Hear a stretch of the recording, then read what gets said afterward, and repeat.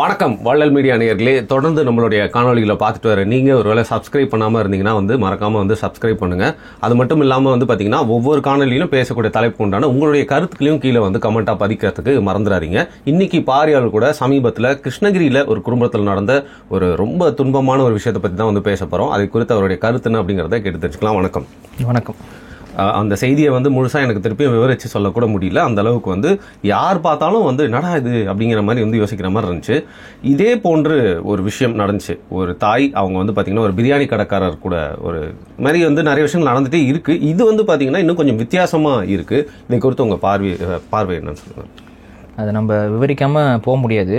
இந்த கிருஷ்ணகிரி மாவட்டத்தில் ஒரு இதில் ஒரு சாதாரணமான ஒரு ஊர். அங்கே ஒரு தம்பதிகள் திருமணமாகி வாழ்ந்துக்கிட்டு இருக்கிறாங்க. அவங்களுக்கு முதல்ல ஒரு பெண் குழந்தை இருக்கும் போல், அதுக்கு அடுத்து ஒரு ஆண் குழந்தை பிறந்திருக்கு.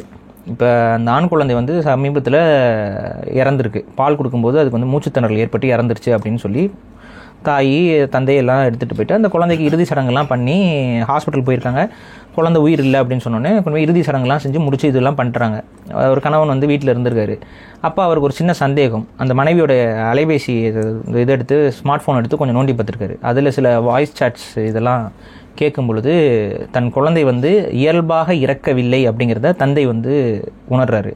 அது உணர்ந்த உடனே டக்குன்னு யாருக்கிட்ட அந்த தாய் பேசியிருக்காங்கன்னு பார்த்துட்டு அது பக்கத்து வீட்டில் இருக்க வேற ஒரு பொண்ணு, அந்த பொண்ணுக்கு அழைச்சி பேசுகிறாரு. பேசும்போது அவருக்கு உண்மை தெரிய வருகிறது. என்ன அப்படின்னா, இவருடைய மனைவியும் அவங்க வீட்டுக்கு எதிரில் இருக்கக்கூடிய இன்னொரு பெண்மணியும், அவங்களுக்கு அந்த இன்னொரு பெண்மணிக்கு 20 வயசோ என்னமோ தான் இருக்கும் போல, 22 சின்ன பொண்ணு, 22 21 அந்த வயசு இருக்கிற சின்ன பிள்ளை. இவங்க கொஞ்சம் ஏஜ்டு இல்லை, அதாவது கல்யாணம் ஆன ஒரு வயசு, அநேகமாக ஒரு 26 27 அந்த வயசு இருக்கக்கூடிய ரெண்டாவது குழந்தை பாரு. அதான் ரெண்டாவது குழந்தை, 26 27 இருக்கும்னு நினைக்கிறேன். ஸோ இவங்களுக்கு இது இருக்குது. இப்போ இவங்களுக்குள்ள அந்த பெண்களுக்கும் உள்ள ஒரு கள்ளத்தொடர்பு ஒரு கேவலமான தொடர்பு. அந்த கள்ளத்தொடர்புலையும் கேவலமான தொடர்புங்கிற மாதிரி ஒரு குரூப் உருவாகி இருக்குது. நம்ம என்ன பண்ணுறதுன்னு தெரில. பெண்களுக்குள்ள கள்ளத்தொடர்பு அப்படின்னு சொல்லி இது வருது. எந்த கள்ளத்தொடர்பும் தவறு தான் பாரு. எந்த கள்ளத்தொடர்பும் தவறு தான். ஆனால் பெண்களுக்கும் கள்ளத்தொடர்பு வரும்னு நினச்சா நீங்கள் உங்கள் மனைவியை அடுத்த ஆம்பளை வீட்டில் விட்டுட்டு போக மாட்டீங்க, அவங்களோட தோழி வீட்டில் விட்டுட்டு போவீங்கல்ல. இப்போ என்ன பண்ணுவீங்க? கல்யாணமே பண்ண போகிறதில்ல பாரு. அதுதான் நடக்கும். ஆண்களுக்கும் சரி, இந்த குடும்ப அமைப்பும் சரி, இது என்ன இனிமேல் என்ன நீங்கள் இதை என்ன சொல்ல போகிறீங்க? ஒரு ஆணுக்கு தெரியும் வேற ஒரு ஆண் வீட்டில் ஒரு இதில் நண்பர் அப்படிலாம் சொன்னாலும் இப்போ இது ஒரு மனைவி விட்டுட்டு போக மாட்டாங்க, ஒரு இடத்துக்கு போகிறோம் வரோம்னு சொல்லிட்டு போக மாட்டாங்க. இப்போ பக்கத்து வீட்டு பிள்ளையோடையும் தகாத உறவுல இதுன்னா இது என்ன, எப்படி இது நீங்கள் என்ன பண்ண போகிறீங்க? இங்கே தான் நான் இந்த கேள்வி எடுத்துகிட்டு வந்து வைப்பேன். ஹெட்ரோசெக்சுவல் மேரேஜஸில் கொலை நடக்கிறது இல்லையா, இல்லை குழந்தை யாரும் கொண்டது இல்லையா, கள்ளத்தொடர்பு இருக்கிறது இல்லையா? அதையும் நம்ம கண்டிச்சிருக்கோமா இல்லையா? கண்டிச்சிருக்கீங்க. குழந்தைய கொள்வது பாவமா இல்லையா? அது தப்பா இல்லையா? அது தப்பு செய்யும்போது இதை பேசலாமா இல்லையா? கள்ளத்தொடர்பு தப்புன்னு சொல்கிறீங்கல்ல, கள்ளத்தொடர்பு ஆணுக்கும் பெண்ணுக்கும் இருக்கிறதால அது சரின்னு அவனா பேசியிருக்கோமா இது வரைக்கும்? இல்லை, சில பேர் திருமணம் கடந்த உறவுன்னு அதை புனிதப்படுத்தி பேசுறீங்களே, அதுக்கு தான் இங்கே பிரச்சனை. நான் தான் சொல்கிறேன், ஒரு திருமண பந்தம் அப்படிங்கிறது ஒரு புனிதமான ஒரு விஷயம். இன்றைக்கி அதை அது புனிதம் இல்லை, அது இல்லைன்னு எல்லாம் படம் எடுக்க ஆரம்பிச்சிட்டிங்க. இன்னொரு படம் இருக்குது, நான் அதுவும் பார்த்து வச்சுருக்கேன். அதை நம்ம அடுத்த வீடியோவை நான் போடுறேன். நான் இன்றைக்கே பேசலான்ட்டு இருந்தோம், பட் இந்த டாபிக் இருக்கிறனால இது கடந்து போயிடுச்சு. அது ஆண் பாவம் பொல்லாதுன்னு அடுத்து அதை பேசலாம். ரிவீல் பண்ணிட்டீங்க. சரி சொல்லிடுவோம். அப்புறம் அடுத்த என்ன வருதுன்னு அவங்களுக்கு தெரியும். ஏன்னா கேட்குறாங்க கமெண்ட்ஸில், அதை பற்றி பேசுங்க, இதை பற்றி போனதுலேயே போட்டிருந்தாங்க. இப்போ என்ன அப்படின்னா, ஒரு அடிப்படை ஒரு விஷயம் இருக்குது. ஒரு திருமணம்ங்கிறது ஒரு புனிதமான ஒரு விஷயம். ஒரு ஆணுக்கும் பெண்ணுக்கும் முழுமையான சம்மதத்தோடு இவருக்கு தான் நான் இனிமேல் உண்மையாக இருப்பேன், இவளுக்கு தான் நான் உண்மையாக இருப்பேங்கிற ஒரு ஒப்பந்தத்தின் அடிப்படையில், ஒரு புனிதத்தின் அடிப்படையில், ஒரு இறைவனை ஒரு சாட்சியாக வைத்து, ஊரார்களை ஒரு சாட்சியாக வைத்து, அதுதான் திருமண முறைங்கிறது. ஒரு அடிப்படையாக ஒரு பேசிக்கான ஒரு மன அளவிலான ஒரு ஒப்பந்தம், அதுக்கு ஒரு அடையாள சடங்கு, அவ்வளோதான். இதுதான் திருமணம். இதுக்கு நீங்கள் எந்த ஒவ்வொரு மதத்தில் ஒவ்வொரு முறையில் பண்ணுவாங்க, ஒவ்வொரு சமூகத்துக்கும் ஒவ்வொரு முறையில் பண்ணுவாங்க. ஆனால் எல்லாத்துலேயும் இதுதான் பேசிக். ஸோ இதுக்குள்ளே வந்துட்டீங்க அப்படின்னா உங்களுடைய காம இச்சைகளை தீர்த்துக்கணும், வெளியில் போய் தீர்த்துக்கணுங்கிற எண்ணம் இருந்துச்சுன்னா அது நீங்கள் தாராளமாக விவாகரத்து வாங்கிட்டு நீங்கள் உங்கள் காம இச்சையை போய் என்ன வேணாலும் பண்ணுங்கள்.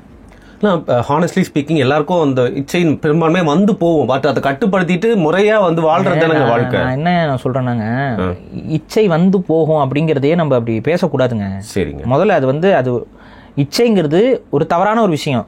திருமணத்துக்கு அப்புறம் ஒரு இச்சை வந்து நமக்கு வருது போகுது அப்படின்னா அந்த சிந்தனையில் வர்றதையும் கூட நம்ம வெக்கப்படணும். கண்டிப்பாங்க வெக்கப்படணும். அப்படி அந்த வெக்கம் நமக்குள்ளே இருந்துச்சுன்னா இதுதான் தப்பு, அதனால இதெல்லாம் நம்ம பண்ணக்கூடாது. அந்த மாதிரியான தாட்ஸுக்கே நம்ம இடம் கொடுக்கக்கூடாது. இந்த தாட்ஸ் தோன்றவே கூடாது அப்படின்னு நான் சொல்லலை. தாட்ஸ் தோன்றினாலும் அதை எவன் நசுக்கிறானோ அவன் தான் ஒரு சரியான ஆண்மகன். ஒரு பெண்ணுக்கு அந்த மாதிரி ஒரு தவறான சிந்தனை வரும் பொழுது யார் அந்த சிந்தனையை நுனியிலேயே நசுக்கி பிடுங்கி எரிகிறார்களோ அவர்கள் தான் சரியான பெண். இதை தான் நம்ம சொல்கிறோம். அதுக்கான ஸ்பேஸை கொடுக்காம நீங்கள் விட்டுருங்க. அந்த தாட்லேருந்து வளர்த்து அதை அடுத்த கட்ட ரிலேஷன்ஷிப்பில் நீங்கள் புரிஞ்சுக்கோங்க. நீங்கள் ஒரு பொண்ணை வந்து நீங்கள் வந்து பேசி ஒரு திருமண உறவுகளை கொண்டு வர்றது சாதாரண விஷயமா? ஆனால் அதே மாதிரி திருமண உறவில் இருந்துக்கிட்டு வேற ஒரு பெண்ணை வந்து ஏமாத்துறதோ, இல்லை வேற ஒரு ஆணை ஏமாத்துறதோ, இல்லை வேற ஒரு ஆணோட போய் பழகிறதோ, வேற ஒரு பெண்ணோட போய் பழகிறதோ இவ்வளோ சிரமமான ஒரு விஷயம். அந்த அளவுக்கு காம இச்சைக்கு முக்கியத்துவம் கொடுக்குறோம் தான் எல்லாத்தையும் இதில் விட்டுட்டு போவாங்க. கரெக்டாக யோசிக்காமங்கிறது கிடையாது, அவங்க யோசிக்காமலாம் இல்லை. இந்த இவ்வளோ விஷயத்தையும் மீறி ஒரு பண்ணுறாங்கல்ல, அதுக்கு அப்போ காமத்தை ப்ரையாரிட்டி பண்ணுறாங்க, அதை முதன்மையாக்குறாங்க. காமம் தாங்க எனக்கு அப்படின்னு. இது மனிதனுக்கு இருக்கக்கூடாத ஒரு குணம்.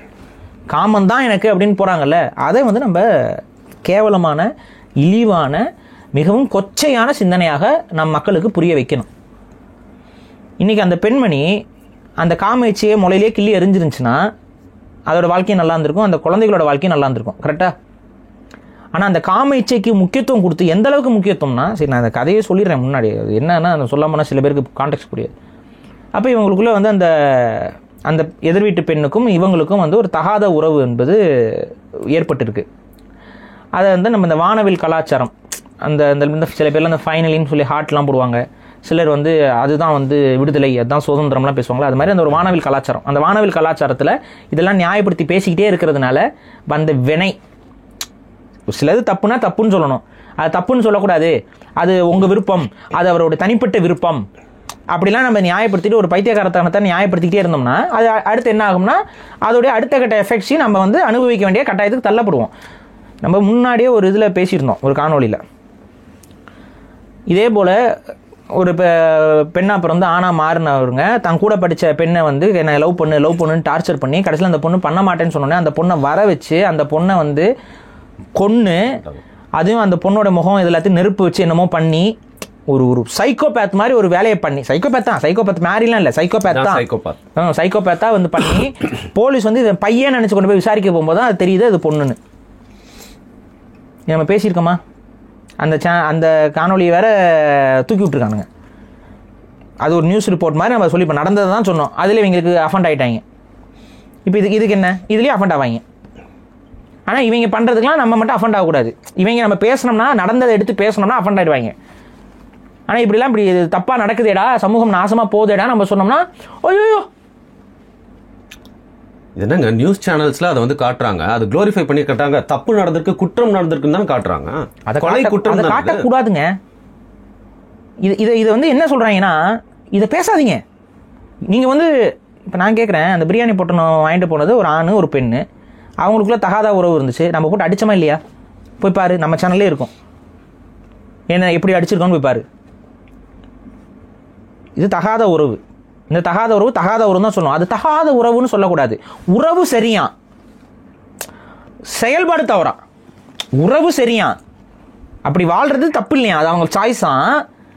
ஆனால் அதன் மூலமாக செய்த ஒரு வினை இருக்கிற குழந்தைய கொன்னது தான் தப்பு. புரியுதா? குழந்தைய கொன்னது தான் தப்பு, அப்படி வாழ்ந்தது தப்பு இல்லை. இப்படிலாம் பேசிக்கிட்டு இருக்காங்க. அந்த குழந்தைய கொல்ற இடத்துக்கு வந்ததே இந்த தவறான ஒரு வாழ்வியல் முறைங்கிறது இவங்களுக்கு எப்போ புரியும்? ஒரு குழந்தையோட அதாவது என்ன நடந்திருக்குன்னா, எனக்கு சொல்றதுக்கு கூச நான் அது கடந்து போயிட்டு இருக்கேன். கருமம். இவங்க உறவுகளில் இருந்திருக்கிறாங்க. அவங்க கணவன் இந்த குழந்தைகளுக்கு இந்த பொம்பளைக்கு ஏதாவது வாங்கி போடணும் இதுங்கிறதுக்காக அவன் நாக்குத்தல்ல வேலை பார்த்துக்கிட்டு இருக்கிறான். அவன் வேலை பார்க்கறதுக்கு அவன் வீட்டை விட்டு போய் தான் ஆகணும். அப்படி போகும்போது இது வேலை பார்க்கறதுக்கு இவங்க வீட்டுக்கு போயிடுது, இல்லை அவள் வந்து வீட்டுக்கு வந்துடுறா. இதுக்கு வேலை பார்த்துக்கிட்டு அலைஞ்சிருக்குங்க. இதெல்லாம் இந்த ஆபாச படங்களை பார்த்துக்கிட்டு, ஆபாச காணொலிகளை பார்த்துக்கிட்டு எப்படி வேணாலும் ஒரு இந்த மாடை குறை சொல்கிறதுக்கு எனக்கு சங்கடமாக இருக்குது, நாயை குறை சொல்கிறதுக்கு எனக்கு சங்கடமாக இருக்குது. இந்த மாடெல்லாம் வந்து அரிப்படுத்துச்சுன்னா போய் மரத்தில் உரசும் பார்த்துக்கிங்களா? ஆனால் அதுக்கு உண்மையாகவே அரிப்படுத்து தான் உரசுது. இதுகளுக்கு எங்கே அரிப்படுக்கிறதுன்னு தெரியல, போயிட்டு உரசிட்டு அலையுதுங்க. போயிட்டு அவளுக்கு வந்து இப்போ தகாத உறவில் இருந்திருக்கிறாளுங்க. அப்போ என்ன ஆகுதுன்னு பார்த்தீங்கன்னா, குழந்தை அழுதுருக்கு. குழந்தைன்னா அழுகுதாங்க செய்யும். அப்போ அந்த சனியை அவளை எப்படி சொல்கிறது, எனக்கு வேற வார்த்தை தெரியல, கம்மியாக தான் சொல்கிறீங்க, பரவாயில்ல சொல்லுங்கள். சனியை, அந்த சனியை என்ன சொல்லியிருக்கு, இந்த குழந்தை எதுக்கு அழுதுகிட்டே இருக்கு, கொன்று போடு அப்படின்னு சொல்லியிருக்கு. என்ன இது, இதெல்லாம் என்ன, இதெல்லாம் பெண்களா, இதில் என்ன, இது என்ன சாத்தானா பேயா, இதில் எப்படி நான் சொல்கிறது, இது மனுஷங்களா, இதெல்லாம் ஹியூமனா, இதெல்லாம் மனுஷனா இல்லை ஏதாவது ஏலியன் இன்வேஷன் ஆகிட்டு ஏதாவது அது மாதிரி ஏதாவது விளக்கம் கொடுக்கப்படல, எனக்கு புரியல. இது இத்தனைக்கும் அவ பெத்தவ அவ கொன்னவ பெத்தவ, இந்த குழந்தை அழுதுகிட்டு இருக்குன்னு சொல்லி அவ சொன்னாலாம், குழந்தை அழுதுகிட்டே இருக்கு, இதை கொன்று போடு அப்படின்னு போயிட்டா. அவ சொல்லிட்டு அவ போயிட்டா. இவன் என்ன பண்ணியிருக்கா, அந்த குழந்தைய கழுத்தை நடிச்சு கொன்று அதை வீடியோ எடுத்து, என் குழந்தைய நான் கொண்டுட்டேன்னு சொல்லி வீடியோ எடுத்து அனுப்பிட்டு குரல் பதிவு வேற, நீ சொன்ன மாதிரியே செஞ்சிட்டேன் பார்த்தியா, எனக்கு என் குழந்தைய விட என்னோட காஜி தான் முக்கியம் அப்படின்னு சொல்லி அவள் அனுப்பியிருக்கா. இது எந்த உலகம்லாம் நான் ஓப்பனாக சொல்கிறேங்க. இந்த முருகன், சிவன், விஷ்ணு, இந்த இயேசு, அல்லாஹ் எல்லாம் இருந்தீங்கன்னா ஒரு கைண்ட் ரிக்வெஸ்ட், ஏதாவது ஒரு பெரிய மீட் இப்போ ஏதாவது வந்துகிட்டு இருக்குங்கிறாங்க வேறு, அது வேறு நான் பேசணும். அது எதாவது ஏலியன் சிப்பு, நான் அது ஏலியன் சிப்பெல்லாம் இருக்க வேணாம், அது ஏதாவது ஒரு கல்லாங்க கூட இருக்கட்டும், நல்ல பெரிய சைஸ் கல், அப்படியே வந்து ஒரு தாக்குதல். இந்த டைனோசரில் அதெல்லாம் கூட நல்லா தான் வாழ்ந்துருக்கு, அதெல்லாம் நீங்கள் உருவாக்கிய விதிக்குள்ளே தான் வாழ்ந்துருக்கு, அதுலேயே போட்டு தள்ளிட்டு தானே எங்களை கொண்டு வந்தீங்க. தயவு செஞ்சு போட்டு தள்ளிடுங்க. என் நாத்திகர் மாதிரி பேசுகிறீங்க, போட்டு தள்ளிடுங்கிறேன் நான். எனக்கு இது இந்த உலகம் வந்து அழிஞ்சு போகிறது நல்லது. இது எப்படிங்க நீங்கள் வந்து இந்த உலகத்தில் இந்த மனிதர்கள் மேலே என்னங்க நம்பிக்கை உங்களுக்கு வரும், சக மனிதன் மேலே என்னங்க நம்பிக்கை வரும்? இப்படி ஒரு மனித இனம் வாழ்ந்துக்கிட்டு இருக்குது. நான் நேற்று பார்க்குறேன், ரீல்ஸ் பார்த்துட்ருக்கேன், மழை பெஞ்சிட்ருக்கு, நீங்கள் நிறைய பேர் பார்த்துருப்பீங்க அந்த ரீல்ஸை. மழை அதிகமாக கொட்டுது, ஒரு நாய், ஒரு தெரு நாய், ஒரு பெண் நாய், ஒரு பெண் நாய் அங்கே ரோட்டில் போகிறவங்ககிட்டலாம் குலைச்சி கூப்பிடுது. எதுக்குடா கூப்பிடுதுன்னு ஒரு ஆள் வந்து என்னன்னு கேட்குறாரு. உடனே டக்குன்னு என்ன பண்ணுது, அந்த ஒரு புதருக்குள்ளே போயிட்டு ஒரு குட்டியை வாயில தூக்கிட்டு வருது. ஒரு குட்டி போட்டிருக்கு போல், அது வந்து மழையில் நனைய விடாமல் இருக்கிறதுக்கு ஏதாவது இடத்துக்கு போயிட்டு ஒவ்வொரு வீடாக கதவை தட்டி பார்க்குது, அந்த கேட்டை தள்ளி திறக்கிறதுக்கு பார்க்குது, திறக்க முடியல. அப்போ இவர் என்ன பண்ணுறாரு, தெரிஞ்ச ஒரு வீட்டில் போயிட்டு அந்த முன்கழ பக்கம் அந்த பால்கனி மாதிரி இருக்கும்ல, அதை வந்து திறந்து விட்றாரு. உடனே ஒரு குட்டியை போய் விற்கிது. அடுத்து போய் பார்க்குறாரு, அந்த இடத்துல புதருக்குள்ளே ஒரு 5-6 குட்டி இருக்குது. அப்புறம் அவர் எல்லா குட்டியும் எடுத்துகிட்டு தூக்கிட்டு வராரு. கொஞ்சம் பயப்படுது, நம்ம குட்டியை தூக்குறாருன்ட்டு பார்க்குறது இல்லை, உன் குட்டை தான் கொண்டு வரேன்னு சொன்னேன். அவர் அப்படியே கூட்டிகிட்டு வந்து அந்த இடத்துல அவர் வச்சோன்னே அவ்வளோ நன்றியோட திரும்ப அந்த குட்டிகளுக்கு இது பண்ணுது. பக்கத்துல இருந்து ஒருத்தவங்க வந்து சாப்பாடு வைக்கிறாங்க, இது பண்ணுறாங்க. நாய், அந்த நாய்க்கு ஒரு சிலையை வச்சு சாமியாக கும்பிடுங்கடா போங்கடா, அந்த நாய்க்கு ஒரு சிலையை வச்சு சாமியாக கும்பிடு. இந்த கேடுகட்ட மனுஷன், அந்த நாய் என் கண்ணுக்கு ஒரு நல்ல பெண், அந்த நாய் ஒரு நல்ல பெண். இந்த பெண் நாயோட இந்த பெண்ணை சொல்லி நான் கேவலப்படுத்த விரும்பல. அந்த நாய் ஒரு நல்ல பெண், இந்த பெண்ணை நான் என்ன சொல்லி திட்டுறதுன்னு எனக்கு தெரியல. இப்படி ஒரு ஜென்மம். எனக்கு வந்து குழந்தைகளை வந்து கண்டுக்காமல் விட்டுட்டு போகிற பெற்றோர்கள்லாம் இருக்கிறாங்க, இன்றைக்குமே நம்ம பார்க்குறோம். அவங்க மேலேயே நமக்கு வந்து அளவு கடந்த கோபம் வருது. உனக்கு அரிப்பு எடுத்துருந்துச்சுன்னா நீ விட்டுட்டு போடி, குழந்தைய விட்டுட்டு எங்கேயாவது போ, டிவோர்ஸ் பண்ணிட்டு போங்க. நீ எதுக்கு நீ டிவோர்ஸ் பண்ணுற, நீ ஓடி கூட போய் தொலைஞ்சிரு, என்ன எவ்வளவோ பண்ணு. நீ குழந்தை எதுக்கு நீ கொன்ன? எவ்வளோ ஒரு வக்கரம் பிடிச்சவளா இருந்தா அவ வயிற்றுக்குள்ள தான் அது உருவாயிருக்கும். அந்த குழந்தை அவ கருவில் தான் அந்த குழந்தை உருவாயிருக்கு. நான் இதனால தான் சொல்கிறேன், இந்த மனித இனம் அழிவதற்கு தகுந்த இனம் இல்லை. ஒரு கிரிமினாலஜி ஆஸ்பெக்டில் பார்த்தா கொடூரமாக பண்ணிட்டாங்க, பட் அதை ஒரு கொலை பண்ணால் மாட்டிப்போன்னு தெரியாதா? பண்ணிவிட்டு வீடியோ அனுப்புகிறாங்க, ஆடியோ அனுப்புகிறாங்க, அப்போ வேறு லெவலில் எங்கேயோ போயிட்டாங்க அவங்க மனநில. அதாவதுங்க, தான் செய்யக்கூடிய தவறை எல்லாத்தையும் நீங்கள் நியாயப்படுத்திக்கிட்டே இருக்கீங்க. மனிதர்கள் செய்கிறது இயற்கை விதின்னு ஒன்று இருக்குது. இயற்கை விதிக்கு உட்பட்டு நம்ம வாழ்கிறது தான் நம்மளோட வாழ்க்கை. மனுஷனோட விருப்பத்துக்கு, பெண்களோட விருப்பத்துக்கு எப்படி வேணாலும் வாழலாம். இது என்ன ஒரு வரம்பு, ஒரு வரைமுறையற்ற ஒரு கேவலம் கட்ட சமூகமாக மாறிட்டு இருக்கோமா? ஒரு லெவலுக்கு மேலே நம்ம விருப்பம் தான், நம்ம செயல்படு தான். இதை வந்து பெண்களுக்கு வந்து தொடர்ச்சியாக சொல்லிக் கொடுத்துட்டே இருக்கீங்க. வேற இது ஆண்களுக்குலாம் எவனும் சொல்லிக் கொடுக்குறதில்ல. ஆண்களுக்கு இதை சொல்லிக் கொடுத்தீங்கன்னா சமூகமாக இருக்காது. ஆண்கள்கிட்ட வந்து உன் விருப்பம் தாண்டா, உன் இஷ்டம் தாண்டான்னு சொல்லி பாருங்க, அதான் கோயம்புத்தூர்ல விருப்பத்துக்கு போட்டாங்களே. அவன் விருப்பம் அப்படின்னா அவன் என்ன பண்ண ஆரம்பிச்சிருவான். ஆண்கள்கிட்ட அதை சொன்னீங்க அப்படின்னா அவன் இந்த மாதிரி நடந்துக்க ஆரம்பிச்சான் அப்படின்னா, அப்படி நடந்துக்கிறவனு இருக்கிறான் இல்லைன்னா சொல்ல. ஒரு காவல்துறை அதிகாரி 2 பேர் என்ன பண்றான், அவன் இஷ்டத்துக்கு நடந்துக்கிறான். நம்ம விருப்பம் தான், நம்ம இதுதான். கோயிலுக்கோ எதுக்கோ வந்த ஒரு அக்கா தங்கச்சியை பிடிச்சி ரேப் பண்றான் போலீஸ்காரன், காவல் சீருடைய போட்டுக்கிட்டே அவன் பண்றான் அந்த வேலையை. இந்த 3 பேர் இப்ப அந்த கோயம்புத்தூர் இது நடந்துகிட்டு இருக்கு. ஆண்கள் இதை பண்றான், பண்ணாமல் இல்லை. ஆனா பெண்கள்கிட்ட இது வந்து நியாயப்படுத்துறீங்க. ஆண்கள்கிட்ட இது எவனும் நியாயப்படுத்தலாம். இஷ்டத்துக்கு நீ வாழுன்னு எந்த ஆண்கிட்ட எவனுமே அட்வைஸ் பண்ணாலும், அப்படியே அடுத்த அட்வைஸ் பண்ணாலும் ஹியூமனிட்டிக்கு அகேன்ஸ்டாக பேசுகிற அப்படின்னு தான் சொல்லுவாங்க. ஆனால் இதை பெண்கள்கிட்ட சொல்லும் பொழுது இதை வந்து ஒரு புரட்சிகர கருத்து போலையும், வந்து யார் சொல்கிறதையும் கேட்காத, எவன் பேசுகிறதையும் கேட்காத, என்ன வேணாலும் பண்ணு, நீ பண்ணுறது தான் சரி, நீ செஞ்சது தான் இது கரெக்டு, தொடர்ச்சியாக சொல்லிகிட்டு இருக்கீங்க. இதை சொல்கிறதுனால எத்தனை பேர் நல்ல விதமாக மாறிட்டாங்க, எத்தனை பேர் கெட்டு குட்டிச்சோர் ஆகிட்டு இருக்காங்கன்னு பார்க்க மாட்டிங்களா? எப்பவுமே கட்டுப்பாடு வேணும், ஒழுக்கம் வேணும். அப்போ தான் எந்த ஒரு துறையிலையும் ஜெயிக்க முடியும். ஒரு கிரிக்கெட் அணியில் இப்போ இது எடுத்துகிட்டு வராங்க, எப்படி பெண்ணுங்கிறனால எடுத்து கொடுத்துட்டாங்களா? பெண்களே வாங்க, பெண்கள் கிரிக்கெட் விளையாடுறீங்க வாங்க அவார்டு எடுத்துகிட்டு போங்கன்ட்டாங்களா? நம்ம கார்த்திகா வாங்க அந்த கபடி அணி வாங்க அவார்டு எடுத்துகிட்டு போங்கன்ட்டாங்களா? உழைக்கணும். அதுக்கு எத்தனை நாள் அந்த பெண்கள் அது அத்தனைக்கும் அந்த அது அந்த அந்த அந்த ஏரியா பேர் என்னங்க? கண்ணகி நகர். கண்ணகி நகர் உங்களுக்கே தெரியும் எவ்வளோ பிரச்சனை அங்கே இருக்குங்கிறது. அந்த கண்ணகி நகர் சரௌண்டிங்கில் அந்த பக்கம்லாம் தெரியும் உங்களுக்கு. கிரைம் ரேட் அதிகமாக இருக்குது அங்கே. பெண்களுக்கு எதிரான பிரச்சனைகளும் அங்கே நிறையா இருக்குது. வாழும் சூழல், பொருளாதார பின்னடைவு, அவங்களுக்கு அரசாங்கத்துடைய பாதுகாப்பு இருக்கானா இல்லை, அரசியல் பாதுகாப்பு இருக்கானா இல்லை, இதெல்லாம் கடந்து அவங்க அந்த கேமில் விளையாடுறதுக்கான அந்த ஒரு ஸ்டேடியம் இருக்கானா இல்லை, அதில் ஒரு மேட் இருக்கானா இல்லை, மண்ணு தரையில் ஒரு கபடி விளையாடுற ப்ராக்டிஸை மண்ணு தரையில் நீங்கள் பண்ணிங்கன்னா எவ்வளோ செராய்வு ஏற்படும், எவ்வளோ காயங்கள் ஏற்படும். அதெல்லாம் அந்த பிள்ளைங்க சின்ன வயசுலேருந்து விளையாண்டு அதில் அடிபட்டு ரத்தக்கரையை வாங்கி அக்கம் பக்கத்தில் இருக்கவங்கலாம் என்னென்னமோ சொல்லி தலைவேன். அதெல்லாம் கடந்து படிப்படியாக அதில் திறமையை வளர்த்துக்கிட்டு இன்றைக்கி போய் அவங்க ஒரு பெரிய பரிசை வாங்கிட்டு வராங்க. மக்களுக்கான ஒரு எழுச்சியாக அந்த பெண் வந்து போற்றப்படுகிறார். ஆக்சுவலாக என்னை பொறுத்த வரைக்கும் கண்ணகி நகர் கார்த்திகான்னு சொல்கிறத விட தமிழ் கார்த்திகான்னு சொல்கிறது தான் சரி. பட் ஆனால் அதுக்குள்ளே ஒரு அரசியல் அப்படிங்கிற இடத்துல ஒரு குரூப் வந்து ஒரு வேலையை பண்ணுறாங்க. எப்பவுமே பொதுமைப்படுத்தணும், மக்களை பொதுமைப்படுத்தணும். அங்கே வந்து அவங்களுக்குன்னு ஒரு தனிப்பட்ட அடையாளத்தை எப்பவுமே கொடுத்தீங்கன்னா அந்த அடையாளம் வந்து தவறான அரசியலுக்கு தான் விட்டு செல்லும். அது ஒரு பிளவு அரசியலுக்கு தான் உருவாக்கும். புரியுதுங்களா? இப்போ நான் என்ன சொல்கிறேன், இந்தியாவில் தமிழன் எவனாவது ஜெயிச்சானா அவனை உடனே இந்தியா என்ன சொல்லும்? இந்தியன். ஏன் அதை பண்ணுறாங்க? ஏன்னா வெற்றி பெற்றுட்டான். இப்போ தமிழன்னு அவனை அடையாளப்படுத்தல இவங்களுக்கு என்ன பிரச்சனை பண்ணிட்டோம்னா அங்கே தமிழ் தேசியம் அது ஒரு தனித்த அரசியலாக போயிடும்னு அவங்க நினைப்பாங்க. புரியுதா? இதான் நேஷனலிசம். புரியுது. நேஷனலிசம்னு வந்துருச்சுன்னா ஒற்றுமைப்படுத்தணும். அதே போல் தமிழ் சமூகங்களில் ஒருத்தர் வெற்றி பெறாரு. இப்போ ஒன்று ஃபார் எக்ஸாம்பிள் முக்குளத்தூர் சமூகத்துலேருந்து ஒருத்தர் வெற்றி பெறாரு. நம்ம அவரை தமிழர்னு சொல்லுவோமா, அவர் முக்குளத்தோர் ஆளு அப்படின்னு சொல்லுவோமா? அப்படி சொன்னால் அது என்னவா மாறும்? அவங்கள அப்படியே பிரித்து வைக்கிற மாதிரி இருக்கும். இந்த பைசன் படத்தில் நான் என்ன சொல்லியிருந்தேன், மானத்தி கணேசனுக்கு அவர் தமிழருக்கான ஒரு அடையாளமாக தான் நம்ம அவரை முன்னிலைப்படுத்தணும். அதான் அங்கே தனித்து அடையாளப்படுத்தக்கூடாது. ஆனால் என்னமோ தெரியல, இந்த தலித் அரசியலும் இதுவும் அவங்க சமூகத்திலிருந்து யாராவது ஒருத்தவங்க வெற்றி பெற்று வரும்போது பொது சமூகத்தின் அடையாளமாகவே காட்ட மாட்டேங்கிறீங்க. அது பொதுமைப்படுத்தினால்தான் ஒற்றுமை வறுமை ஒழிய பொதுமைப்படுத்த தவறிக்கிட்டே இருந்தீங்க அப்படின்னா, இல்லை தனிமைப்படுத்திக்கிட்டே இருந்தீங்கன்னா அது வந்து சமூக பிளவு தான் ஏற்படும், அங்கே ஒற்றுமை வராது.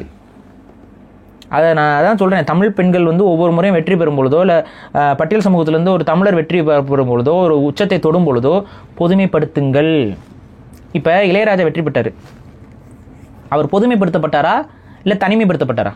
தமிழன் தான். தமிழனாக இளையராஜாவை நம்ம பொதுமைப்படுத்தும் பொழுது தான் அவருக்கான அந்த புகழும் அவரை வந்து அக்செப்ட் பண்ணுற இடமும் முழுமையடையுது. கரெக்டாக? ரகுமானும் அப்படிதான். ரகுமானுக்கு அதான் பண்ணுவோம். இப்போ இங்கே ரகுமானை வந்து ஒரு பர்டிகுலர் சமூகத்துக்கும் ஒரு பர்டிகுலர் மதத்துக்குமான ஆளாகவோ, இவரையும் ஒரு பர்டிகுலர் சாதிக்கும் பர்டிகுலருக்கும் நீங்கள் அந்த மாதிரி ஒரு பிராண்டிங் பண்ண ஆரம்பிச்சிங்கன்னா என்னவாகும்? அது வேறு விதமான வெறுப்பு அரசியலையும் வளர்த்துக்குவீங்க. இப்போ ரஞ்சித்துக்கு என்ன நடந்துச்சு? நல்ல கலைஞன் தான். நான் இப்போவும் சொல்கிறேன், ரஞ்சித்தோட கலைத்திறமைக்கு நான் தலை வணங்குவேன். மாரித செல்வராஜ் அவருடைய கலைத்திறமைக்கு நான் தலை வணங்குவேன். ஆனால் அவங்களோட அரசியல் தான் எனக்கு எதிரானது. அந்த அரசியலும் பிளவுவாத அரசியலாக இருக்கனால தான் எனக்கு எதிரானது. அந்த பிளவுவாதமும் தமிழர்களுடைய இனத்தை பிளவுபடுவதால் தான் எனக்கு எதிராக இருக்குது. புரியுதா நான் சொல்கிறது? ஸோ இதுதான் இங்கே விஷயம். அப்போ இந்த மாதிரி பிரிக்காதீங்க. சரி, நம்ம ஆஃப் டாபிக் போயிட்டு இருக்கோம். இல்லை, முக்கியமான விஷயம் தான் நம்ம பேசணும்னு தனியாக பேசியிருக்கணும். அப்போ அந்த ஒற்றுமையாக ஒரு நம்ம இதுலேருந்து ஒரு பெண் வரானா தமிழ் பெண் அப்படின்னு சொல்லி முன்னிலைப்படுத்துங்க. கண்டிப்பாக அவங்க அடையாளத்தை சொல்லுங்கள், அவங்க குடி அடையாளத்தை சொல்லுங்கள், அதிலெல்லாம் தப்பு கிடையாது. ஆனால் நீங்கள் கொண்டு வந்து நிறுத்தும் போது தமிழர்கள் அப்படிங்கிற இடத்துக்கு கொண்டு வந்தீங்கன்னா தான் அந்த ஒரு சமத்துவ பார்வை வரும். இல்லைன்னா அது வந்து ஒரு மாதிரி ஒரு தனித்த அரசியலாக்கப்படும். அதுக்கப்புறம் அதில் வந்து ஒரு 10 பேர் அரசியல் பண்ணுவான். புரியுது. அது செய்ய ஒட்டுண்ணிகள் வந்து அரசியல் பண்ணுவோம், பிள்ளை அது இது பண்ணுவோம். இவன் வந்து இவங்க இந்த சமூகம்லாம் எங்களுக்கு எதிராக நின்றுச்சுன்னு ஒருத்தன் பேசுவான். இதெல்லாம் தேவையில்லாத ஒரு சச்சரவுகளை பண்ணாதீங்க. அதெல்லாம் சொல்லிடுறேன். ஸோ ஒரு பெண்ணா இவங்களுக்கு கொடுக்கப்பட்ட அந்த சுதந்திரத்தில் அதை வெற்றி அடைஞ்சிருக்காங்க இவங்க கரெக்டாக பயன்படுத்தி. ஆமாம், அதாவது பெண்ணுக்கு சுதந்திரத்தை கொடுக்கும் பொழுது அந்த சுதந்திரம் என்பது கட்டுப்பாடுகளோடு இருக்கும் பொழுது, இப்போ இந்த கபடி இதிலிருந்து இவங்க வராங்க அப்படின்னா என்ன சாப்பிட்றதுல ஒரு கட்டுப்பாடு இருக்கும். இப்போ இதெல்லாம் சாப்பிடணும், ஆரோக்கியமாக சாப்பிடணும், தினமும் ஓடணும், தினமும் உழைக்கணும், தினமும் இந்தந்த இதெல்லாம் செய்யணும், இப்படி இருக்கணும். அவங்க வந்து உங்களுக்கே தெரியும், கபடி இருக்கவங்களாம் முடியெல்லாம் வந்து பாய் கட் பண்ணுற மாதிரி இருக்கும், முடியை ரொம்ப ஷார்ட் கட் பண்ணுற மாதிரி இருக்கும். எந்த பொண்ணுக்கும் முடி நீளமாக வச்சா அழகாக இருக்கும். ஆனால் இந்த இதுக்காக அந்த அழகை வந்து குறைச்சிக்கிட்டு முடிய வெட்ட வேண்டியதாக இருக்கும். இந்த மாதிரி ஏதோ அந்த ஒழுங்கியலுக்குள்ளே போய் இதுக்கான ஒழுங்கியலில் நம்ம இருந்தோம்னா தான் கரெக்டாக வர முடியும்னு தெரியுதுல்ல. அதன் அடிப்படையில் தானே வளராங்க. இதுதான் மனிதர்களுக்கு முன்னேற்றத்தை கொடுக்கும். ஒரு அரசியல்னா அதில் ஒரு ஒழுங்கு இருக்குது. ஒரு கல்வி சார்ந்த ஒரு விஷயம்னா படிப்புனா அதில் ஒரு ஒழுங்கு இருக்கு. படிக்காமே ஒருத்தன் வந்து அறிவாளியாக இருப்பானா அது அப்படிலாம் இல்லை, சும்மா அது. எனக்குலாம் பிறவிலேயே இப்போ அறிவு இருக்குங்கிறதெல்லாம் எவனா சொன்னான்னா அவனை ஓங்கி ஒரு உதவிடுங்க. அப்போல்லாம் எவனுக்கு அறிவு கிடையாது. படிக்கணும், உழைக்கணும், படிப்பு அனுபவம் எல்லாமே அது கற்றுக்கொள்வது தான். அப்போ இதெல்லாம் வந்து ஒரு ஒழுங்கியலுக்குள்ளே இருந்தால் மட்டும்தான் அது இந்த வாழ்க்கையில் சாதிக்க முடியும். சுதந்திரம்னா அந்த ஒழுங்கியலுக்குள்ளே அடங்காத சுதந்திரம் என்பது கெட்டது தான். ஒரு ஒழுக்கத்துக்குள்ள அடங்காத சுதந்திரம் என்பது கேடுல கொண்டு போய் தான் விடும் நம்மளை. அதனால தான் நம்ம பிரச்சனை மாட்டிப்போன்னு தெரிஞ்சு மூளை மழுங்கி போய் இந்த அளவுக்கு போய் பண்ணிடுறாங்களா? ஆமாம், நம்ம செய்கிறது எல்லாம் சரி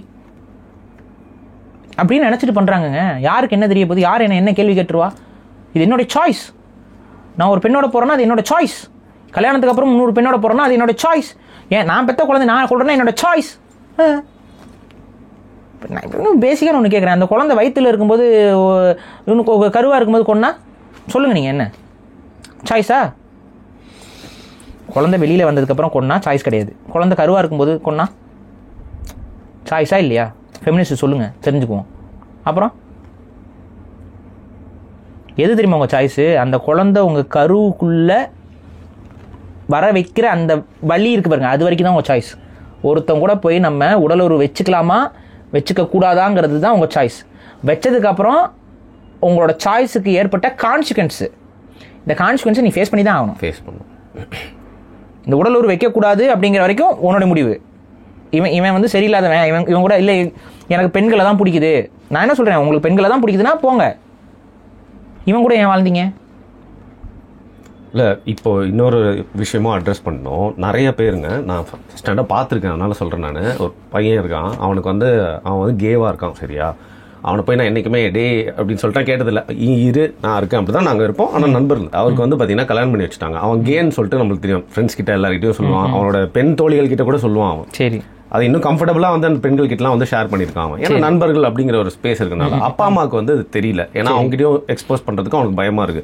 சோஷியல் ப்ரெஷர், கல்யாணம் பண்றாங்க, கல்யாணம் பண்ணி வச்சுறாங்க, குழந்தையும் பெற்றுட்டான். சரி, பட் ஸ்டில் ஹி ஹேஸ் அந்த கே அஃபேர்ஸ் வித் கைஸ். அப்படி இருக்கிறப்போ வந்து இந்த மாதிரி நிறைய பிரச்சனைகள் இருக்குது. நீங்க கேள்விப்படவே இல்லைன்னு நீங்க சொல்றீங்களா? பாரு, இந்த மாதிரிலாம் இல்லவே இல்லையா? இல்ல, இந்த மாதிரி தான் நிறைய பேர் வாழ்ந்துட்டு இருக்கானுங்க.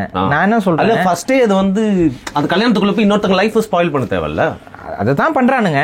நான் தான் சொல்கிறேன், உனக்கு நீ முடிவு பண்ணிட்டில்ல, நீ வாட்டும் இதுதான் என் வாழ்க்கை அதுதான் சொல்லிட்டு ஒதுங்கி போயிரு. உன் வாழ்க்கை என்னவோ அதை பார்த்துட்டு போ. உங்கள் அப்பா அம்மாட்ட சொல்கிறது உனக்கு என்ன கேடு? அப்பா அம்மாட்ட சொல்கிற, உங்கள் ஃப்ரெண்ட்ஸ்கிட்ட சொல்கிற, உங்கள் நண்பர்கள்ட்ட சொல்கிற, எல்லார்ட்டையும் சொல்கிற, அப்போல்லாம் உனக்கு ஏற்படாத அவமானம் உங்கள் அப்பா அம்மாட்ட சொன்னால் ஏற்பட்டுருமா? இந்த விமனும் செக்ஷுவல் ஃப்ரஸ்ட்ரேஷனில் இருப்பாங்க, ஏன்னா உங்களுக்கு தெரியும் எப்படி இருக்கும் அப்படின்னு சொல்லிட்டு. ஸோ நான் என்ன சொல்கிறேன், உங்களுக்கு அதுதான் முடிவு, இப்படி தான் என் வாழ்க்கை அப்படின்னா நீங்கள் அந்த முடிவு எடுத்துட்டீங்க அப்படின்னா நீங்கள் தாராளமாக உங்கள் வாழ்க்கையை நீங்கள் வாழ்ந்துட்டு போங்க. பட் அதில் அடுத்தவங்களை இன்வால்வ் பண்ணாதீங்க. ஸோ இவ்வளோ தான் நான் சொல்ல முடியும். இப்போ இந்த பொம்பளைக்கு வந்து இதுதான் இப்படி தான் நான் அப்படின்னு தெரிஞ்சிருந்துச்சு அப்படின்னா எதுக்கு ஒரு இன்னொரு ஆணுடைய வாழ்க்கையை கெடுக்கணும்? எதுக்கு இன்னொரு குழந்தையோட வாழ்க்கையை கெடுக்கணும்? இவ்வளோதான் விஷயம். நீங்கள் வாட்டு ஒதுங்கி போயிருங்க. யார், நான் ரொம்ப சொல்கிறேன், நீங்கள் உங்களை அப்படி வாழ்கிறதுனால எங்களுக்கு எந்த பாதிப்பும் இல்லை. அப்படி வாழ்கிறது சரின்னு சொல்லி எங்ககிட்ட திணிக்கிறது தான் எங்களுக்கு பிரச்சனை. எங்களுடைய குழந்தைங்க கிட்ட வந்து உங்கள் அப்பா அம்மா வாழ்கிறது மட்டும் வாழ்க்கையில், நாங்கள் வாழ்கிறதும் வாழ்க்கைன்னு எங்கள் குழந்தைகிட்ட வந்து அவங்கள பிரெயின் வாஷ் பண்ணுறது தான் எங்களுக்கு பிரச்சனை. புரியுதா நான் சொல்கிறது?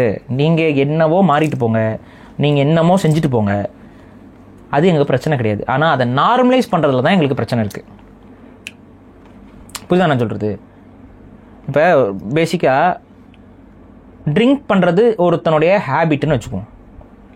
ஒருத்தரோட வீட்டில் அது தப்பாக பார்க்கப்படும், ஒருத்தரோட வீட்டில் அது நார்மலாக பார்க்கப்படும். சோஷியல் ட்ரிங்கிங்னு பார்க்கப்படும். இப்போ எங்கள் வீட்டில் அது தப்பாக பார்க்கப்படுதுங்கிற இதில் ஒரு குழந்தைய நம்ம வளர்த்துட்டு இருக்கோம். அதெல்லாம் தப்புப்பா, அதெல்லாம் செய்யக்கூடாது, அதெல்லாம் பாவம் அப்படின்னு நாங்கள் சொல்லி வளர்க்குறோன்னு வைங்க. இப்போ இந்த குழந்தைகிட்ட போயிட்டு அதெல்லாம் தப்பு கிடையாது, அது அவங்களோட விருப்பம்னு யாராவது சொன்னால் நீங்கள் என்ன சொல்லுவீங்க? ஸ்டூபிடாக இருக்குது. இதைத்தான் நீங்கள் மித்ததுக்கு பண்ணுறீங்க. எங்கள் வீட்டில் எங்களுடைய பண்பாட்டுக்குள்ளே எங்களோட வாழ்வியல் முறையில் இது தவறுனா அது எங்கள் குழந்தைகிட்ட நாங்கள் சொல்லி கொடுக்குறோம். நீ ஏன்டா குறுக்கு சால் ஓட்டுற? உன் வாழ்க்கையில் உன் குடும்பத்தில் நீ என்னமோ இருந்துட்டு போ, எங்கள் குடும்ப வாழ்க்கைக்குள்ளே நீ ஏன் வர? காமனைஸ் பண்ணுற, ஏன் பண்ணுற? இப்போ சமூகத்தில் குடிக்கிறவன் இருக்கான், சமூகத்தில் இதில் இருக்கான். இப்போ குடிக்கிறவனெல்லாம் போயிட்டு வேணா அடிச்சுட்டா இருக்கான், அது அவன் பிரச்சனைன்ட்டு அவன் வாட்டு வேலையை பார்த்துட்டு இருக்கான்ல. ஆனால் இப்போ குழந்தைகிட்ட வந்து குடிப்பது தவறு இல்லை, குடிப்பது அவங்களுடைய விருப்பம், குடிப்பது வந்து நீங்கள் வந்து யாரும் தப்பாக பார்க்காதீங்க, குடிக்கிறவங்கள மரியாதையாக பார்க்கணும், அவங்க அது தப்புன்னு பார்க்காதீங்க, அவங்கள வில்லனாக பார்க்காதீங்க, இப்படிலாம் உட்காந்து சொல்லி கொடுத்துட்டு இருந்தா அந்த குழந்தைக்கு குடிக்கக்கூடாதுங்கிற எண்ணம் வருமா, குடிக்கணுங்கிற எண்ணம் வருமா? ஈஸியாக குடிச்சிடும். எவனா ஒரு பாட்டில் நீட்டானா குடிச்சிடும். கரெக்டா? இதை தான் இங்கே நடக்குது. இங்கே பலரும் இந்த வானவில் கலாச்சாரத்துக்குள்ளே வருவதற்கு ஒரு வழிகாலாக இவர்கள் வழிமுறைகளை உருவாக்குறாங்க. உலகத்தில் நம்ம திங்கக்கூடிய உணவில் அதிகமான எஸ்ட்ரோஜன் கண்டென்ட் அதிகரிக்குது. இது தெரிஞ்சு வைக்கிறானா தெரியாமல் வைக்கிறானான்னு தெரியல. நீங்கள் உணவாக உட்கொள்ளக்கூடிய பல பேக்கடு ட்ரிங்க்ஸ், பேக்கடு ஃபுட்டில் எஸ்ட்ரோஜன் கண்டென்ட் இருக்கிறத வந்து பல ஆய்வகங்களில் அது உறுதி செய்யப்பட்டிருக்கு. நான் உங்களுக்கு தேவைன்னா அது ஒரு தனி டாப்பிக்காக நான் அதை பேசுகிறேன். சாப்பிடக்கூடிய உணவுகளில் இருக்கக்கூடிய எஸ்ட்ரோஜன் கண்டென்ட். அப்போ உங்களை அறியாமலே டெஸ்டாஸ்டரோனுடைய தன்மை, ஒரு ஆண்மைக்கான தன்மை வந்து குறைஞ்சிக்கிட்டே போகுது. இப்போ சமீபத்தில் எடுத்ததுலேயும் வந்து பார்த்திங்கன்னா ஆண்களுக்கான தன்மையும் டெஸ்டாஸ்டரோன் லெவல் கடந்த 30 வருஷம் இருந்த, அதாவது நம்ம அப்பாக்கள் ஜென்ரேஷன் இருந்தவங்களை விட நமக்கு வந்து பாதியாக மாறி இருக்கு டெஸ்டாஸ்டரோன் லெவல் அப்படிங்கிறத கண்டுபிடிச்சிருக்காங்க. எதனால் மாறிச்சு? நம்ம உணவு பழக்கம் தான். உணவு பழக்கம் மாறி இருக்கு, முழுக்க நம்ம மாறி இருக்கோம் உணவு பழக்கத்தில். இதெல்லாம் வந்து அதிகமாக பேக்கட் ட்ரிங்க்ஸ் சாப்பிட்றோம், அதிகமாக ஹைலி அவங்களே சொல்கிறாங்க அதிகமான ப்ராசஸ்டு ஃபுட்டை சாப்பிடும் பொழுது டெஸ்டாஸ்டரோன் வந்து குறையுது அப்படின்னு சொல்லி இப்போ கண்டுபிடிக்கிறாங்க. இன்றைக்கி நம்மளோட உணவில் நிறைய உணவுகள் வந்து ப்ராசஸ்டாக நம்ம சாப்பிட ஆரம்பிச்சிருக்கோம், பேக்கடு ஃபுட்ஸை நம்ம சாப்பிட்றோம். இப்போ இதுக்கு பின்னாடி நீங்கள் கன்ஸ்பிரசி இருக்கா இல்லையா நீ முடிவு பண்ணிக்கோ. ஆனால் தெரிஞ்சோ தெரியாமலோ டெஸ்டாஸ்டரோன் லெவல் குறைஞ்சிக்கிட்டே இருக்கா இல்லையா? அப்போ இது எங்கே கொண்டு விடும்? சரி, அடுத்து பானோகிராஃபி. ரொம்ப சுலபமாக கிடைக்கக்கூடிய ஒரு பானோகிராஃபி. நான் என்ன கேட்குறேன், ஒரு படத்தை கூட திருட்டு விசிடிலையோ இதுலையோ வெளியாச்சுன்னா அது எடுத்தவனுக்கு நஷ்டம். ஆனால் அந்த பான் எடுத்தவங்களுக்கு இது நஷ்டமா? எடுத்து டிஸ்ட்ரிபியூட் பண்ணுறாங்க. அவங்க ஈஸியாக வந்து ஃப்ரீ மீடியம்ஸில் ஏன் இதை பரப்புறான்? அவனுக்கு எங்கேருந்து அப்போ வருமானம் வருது? அவனுக்கு எங்கேருந்து வருதுன்னா ஆட்ஸ்லேருந்து வருது. காம மார்க்கெட் ஒன்று தனியாக இருக்குது. இந்த காம சிந்தனைக்கு உள்ளே கொண்டு போயிட்டீங்கன்னா அதுக்கு பின்னாடி இருக்கக்கூடிய செக்ஸ் டாய் மார்க்கெட் இருக்குது, சப்ளிமெண்ட்ஸ்ன்னு சொல்லி சாப்பிட்ற மார்க்கெட் இருக்குது, மெடிசன் இருக்குது, அந்த செக்ஸுவல் அப்ஜெக்டிஃபிகேஷனுக்காக பிரெஸ்ட் சர்ஜரின்னு சொல்ல அந்த பார்மசூட்டிக்கல் பேஸ்டான மார்க்கெட் அதுக்கு ஒன்று தனியாக இருக்குது. பீனஸ் என்லார்ஜ்மெண்ட் அதுன்னு சொல்லிட்டு அதுக்கு சில மாத்திரைகள் கொடுக்குறது இருக்குது. அப்புறம் அந்த வயாகரா இந்த மாதிரியான விஷயங்கள் இருக்குது. அடுத்து அஃப்கோர்ஸ் காண்டம் மார்க்கெட்டு. இது எல்லாமே இப்போ அதில் இப்போ ரொபாட்டிக்ஸ்லாம் வந்து செக்ஸ் டாய்ஸ் இதுக்கெலாம் இப்போ பெண்கள் மாதிரியே ரோபோட்ஸ்லாம் தயாரிக்க ஆரம்பிச்சிட்டான் சீனாக்காரன். நடந்துகிட்டு இருக்கு. அவன் என்னன்னா இந்த பழக்கம் இருக்கணும், முதல்ல இந்த ஆபாசத்துக்கு இவங்கெல்லாம் அடிமையாகணும். இந்த ஆபாசத்துக்கு அடிமையானா சரி, ஜப்பானில் இதெல்லாம் நடக்க ஆரம்பிச்சுது. இன்னைக்கு ஜப்பானோட நிலைமை என்ன? ஜப்பானுடைய பர்த் ரேட் இருக்கிறதுலே லோவஸ்ட் உலகத்தில். இதே போக்கில் போனாங்கன்னா 100 வருஷத்துல ஜப்பானிய இனம் இல்லாமல் போயிடும். இட்டாலியில் வந்து எவனும் கல்யாணம் பண்ணிக்கிறது குழந்தைங்க கம்மியாயிருச்சு. எவனும் கல்யாணம் பண்ணிக்கிறது இல்லை ஜப்பானில். எல்லாம் வந்து குழந்தைகளை வந்து, அதாவது குழந்தைகளே ரொம்ப அரிதான். சொல்கிறாங்க ஜப்பானில் ஒரு குழந்தைய நீங்கள் பார்த்தீங்கன்னா ரொம்ப ரேர் ஆகிற அளவுக்கு மாறிடுச்சான். சொல்கிறாங்க, ரிப்போர்ட்ஸ் கொடுக்குறாங்க, நியூஸில் வருது, பாப்புலர் மீடியாஸில் வருது. காரணம் என்ன? ஜப்பானோட செக்ஸ் கல்ச்சர் என்னன்னு எப்படிங்க? ஈஸியாக வந்து பான் வந்து ஆக்சஸ் இருக்கு. ஆமாம், அவங்களுக்கு வந்து டிவி சேனலில் வரும் பான். கொஞ்சோண்டு பிளர் பண்ணிட்டா போதுன்னு நினச்சாங்க சமூகத்தை. இன்னைக்கு சமூகமே பிளராக போயிட்டு இருக்கு. இப்போ புரிஞ்சுக்கோங்க. அப்போ இங்கே இருக்கக்கூடிய அடிப்படை என்ன அப்படின்னா, இதெல்லாம் சமூகத்தில் திணிக்கப்படுற விஷயங்கள். அவன் திணிக்கிறவன் யாருன்னு நமக்கு தெரியும். நம்ம சொன்னோம்னா நம்மளுக்கு இருக்கேன் பைத்தியக்காரன்னு சொல்லிட்டு இருக்கான். இன்னைக்கு உனக்கு புரியாது. நான் இன்றைக்கி சொல்லும்போது உனக்கு புரியாது, என்றைக்காவது ஒரு நாள் உனக்கு புரிய வரும். அன்றைக்கி ஆமாம் அவர் அப்போவே சொன்னார்லன்ட்டு போயிட்டு இருப்பேன். அதான் திரும்ப திரும்ப சொல்லி இதெல்லாம் அவன் தெரியாமலாம் பண்ணுறதுலடா, அவன் தெரிஞ்சு தாண்டா ஸ்கெட்ச் போட்டு தாண்டா அவனை பழி கொடுத்துட்ருக்கான். அவன் தெரியாமலாம் பண்ணல, அவன் ஸ்கெட்ச் போட்டு ஆட்டை கொண்டு வா, தலை இப்போ மஞ்சள் வை, குங்குமம் வை, தலையில் தண்ணியை விட்டு தலையாட்டு தான் ஒரே போடா போட்டுன்னு அவன் பிளான் பண்ணி தான் அடிச்சு காலி பண்ணிட்டு இருக்கான் அவனை. நீ அது தெரியாமல் உட்காந்துட்டு இருக்கிற. இன்றைக்கி இப்போ இருக்கிறதே தமிழ்நாட்டில் தான் பர்த்டே இது வந்திருக்கு. அதுதான் இப்போ பெத்து பிறவர்களே கொண்டுகிட்டு அலைஞ்சாலுங்கன்னா எங்கே தான் போய் பர்த்டே ஏறும்? என்ன நடந்துக்கிட்டு இருக்குது தமிழ்நாட்டில்? ஸோ முழுக்க முழுக்க ஒரு ஆபாசத்தின் வழியில் ஒரு சமூகத்தை நீங்கள் உருவாக்கி கொண்டு வந்துட்டு இருக்கீங்க. இந்த இடத்துல வந்துக்கிட்டு இதெல்லாம் தப்பு கிடையாது. இந்த வானவில் கலாச்சாரம்லாம் தப்பு இல்லை, இதெல்லாம் தப்பே கிடையாது. அதெல்லாம் மதிக்கணும், அவங்களெல்லாம் போற்றணும். அவங்களோட சாய்ஸு அவ்வளோ தைரியமாக வந்து வெளியில் வந்து பேசுகிறாங்கல்ல, அதுக்கு அவ்வளோ தைரியமாக பேசுகிறாங்கல்ல, போட்டுறணும். போய் போட்டுருங்கடா. அப்புறம் அந்த சிலையெல்லாம் இருக்குல்ல, இங்கே பெரிய பெரிய தலைவர்கள் சிலையெல்லாம் எடுத்துகிட்டு அதுக்கு சிலையெல்லாம் வச்சு இப்போ வை, சிலை வையே. இல்லைன்னா தமிழ்நாட்டோடைய எல்லையில் ஏதாவது இந்த 10 அடிக்கு 15 அடிக்கு ஏதாவது சிலையை வை, வச்சுட்டு வா, நாளைக்கு வச்சாலும் வைப்பாங்க. போட்டுருங்கன்னா போட்டுற போகிறாங்க ப்ரோ. அப்போ இதை வந்து நீங்கள் நியாயப்படுத்தி குழந்தைகிட்ட சொல்லி கொடுத்தா குழந்தைகளுக்கு என்னங்க புரிதல் இருக்கும்? வளர்ந்து எரும மாட வயசாகிட்டு 2 சுற்றிட்டு அலையுதுங்க, அதுகளுக்கே அறிவு இல்லாமல் உட்காந்து சப்போர்ட் பண்ணிட்டு அலையுதுங்க. இங்கே குழந்தைங்களுக்கு என்ன தெரியும்? குழந்தைகிட்ட போய்ட்டு பாசிட்டிவாக சொல்கிறது. இதெல்லாம் வந்து சமூகத்தில் ஏற்றுக்கணும், இதெல்லாம் சமூகத்தில் ஏற்றுக்கணும். அப்படின்னா அது பாசிட்டிவாக, ஆமாம் அது ஏற்றுக்கணும், ஆமாம் அதெல்லாம் மதிக்கணும், போட்டுறணும், அவங்க சாய்ஸை வந்து விரும்பணும். இப்போ இந்த மாதிரி இந்த குழந்தைங்க வளர்ந்து வரும்போது யாராவது அவங்களுடைய பாலியல் ரீதியான இந்த இச்சையை வந்து அந்த குழந்தைகிட்ட சொன்னாங்கன்னா அவங்க சாய்ஸ் போலன்ட்டு. குழந்தைகளுக்கு ப்ளீஸிங் மென்டாலிட்டின்னு ஒன்று இருக்குது. அது என்னன்னு தெரியுமா? நிறைய பேருக்கு அது இப்போ சைல்டு சைக்காட்ரிஸ்ட் இருக்கவங்களாம் கொஞ்சம் தயவு செஞ்சு சொல்லுங்கள். இப்போ தான் அந்த மருத்துவர் சாலினிலாம் இப்போ நம்மளோட ட்ராக்குக்குள்ளே கொஞ்சம் அப்படியே வர ஆரம்பிக்கிறாங்க. கொஞ்சம் கொஞ்சமாக கொஞ்சம் நம்ம பேசுறதெல்லாம் கொஞ்சம் எடுத்து பேசுகிறாங்க. ஏன்னால் அவர் வந்து சிலுவையில் அறையப்பட்டார். ஆமாம், அவங்க வந்து இப்போ திமுகங்கிற வருதுனால சிலுவை போரில் மாட்டி சிலுவையை தூக்கி முதுகில் ஏற்றி முள் கிரீடத்தை அவங்க தலையில் போட்டு வச்சிருக்காங்க. அவங்க டாக்டரே இல்லைன்ட்டாங்க. இவங்களுக்கு வேண்டாம் டாக்டர் பட்டம் கொடுப்பாங்க. இல்லைங்க, அவங்க என்ன சொல்றாங்க, ஏண்டா சங்கீஸ் கூட நடிச்சது இல்லடா. ஆமாம், ஏன்னா அவங்களுக்கு ஒரு அக்கறை இருக்குது. சொசைட்டி வந்து மோசமாக போகிறத அவங்க கொஞ்சம் ஃபீல் பண்ணுறாங்க. இப்போ இதை கொஞ்சம் கரெக்ட் பண்ணணும்னு அவங்க நினைக்கிறாங்க. அப்போ நினைக்கும் போது அவங்களோட ஒப்பீனியன்ஸை சொல்கிறாங்க. நீங்கள் அந்த ஒப்பீனியனுக்கு நான் திரும்ப சொல்கிறேன், இப்போ என் ஒப்பீனியனுக்கு உங்களுக்கு மாற்று கருத்து இருக்கலாம், அவங்க ஒப்பீனியனுக்கு உங்களுக்கு மாற்று கருத்து இல்லைங்க, அவங்க ஒப்பீனியன்லேயே நமக்கு மாற்று கருத்து இருக்கலாம். இப்படி மாற்று கருத்து இருக்கிறதுங்கிறது பிரச்சனை கிடையாது. அந்த மாற்று கருத்தை நம்ம நாகரிகமாக ஒரு சபை நாகரிகத்தோடு ஒரு இதை முன்வைக்கிறோம். அதே போல் நாகரிகத்தோடு அவங்க அதை மறுக்கிறாங்க. இது ஒரு ஆக்கப்பூர்வமான விவாதமாக இருக்கும், ஒரு ஆக்கப்பூர்வமான ஒரு சொசைட்டிக்கே உருவாக்கும். ஆனால் இதை தான் இங்கே பண்ணுறாங்களா? இவங்களை ஏதாவது கேள்வி கேட்டுக்கிட்டா அவ்வளோதான், இது முட்டாளு, அதுக்கு ஒன்றும் தெரியாது, இவங்க எல்லோரும் பெரிய மேதைகள். இந்த பக்கம் அப்படியே ஆல்பர்ட் ஐன்ஸ்டீன் இந்த பக்கம் இருக்கிறாரு. இந்த திமுகவோட இதுல எல்லாம் பார்த்தீங்கன்னா இந்த பக்கம் ஒரு ஆல்பர்ட் ஐன்ஸ்டீன், இந்த பக்கம் ஒரு இவர் நியூட்டன், ஸ்டீவன் ஹாக்கிங், நீ வீல் சேர் பண்ண ஸ்டீவன் ஹாக்கிங். நீங்க ஏதோ ஒரு வன்மத்திலேயே அலைகிறீங்க, என்னன்னு தெரியல. இல்ல அது என்னன்னா, எழுச்சி தமிழரே அவருடைய கருத்தை ஒரே நாள்ல மாத்த வச்சுட்டாங்க. எவ்வளவு பெரிய வீரர் அவரு ஸ்டாலின் தான் வந்து. ஸோ வந்துட்டு இப்படிலாம் வந்துட்டு இப்போ சொல்லிட்டு இருக்கிறாங்க. இப்போ நான் என்ன கேட்குறேன், இதுதான் உண்மையா? ஏன்டா உங்கள் ஆளுக பண்ணுற கூத்தெல்லாம் என்ன தெரியாது அவங்களுக்கு? அடிமட்டத்தில் இருக்கிறதுல அநாகரிக கூட்டமாக மாறி நிற்கிறாங்க. இவங்க தான் இதுக்கெல்லாம் சப்போர்ட் வேறு.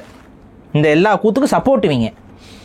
திருமணம் கடந்த உறவு, அதான் அதுக்கு ஒரு வார்த்தையை உருவாக்கினாங்க, திருமணம் கடந்த உறவான்.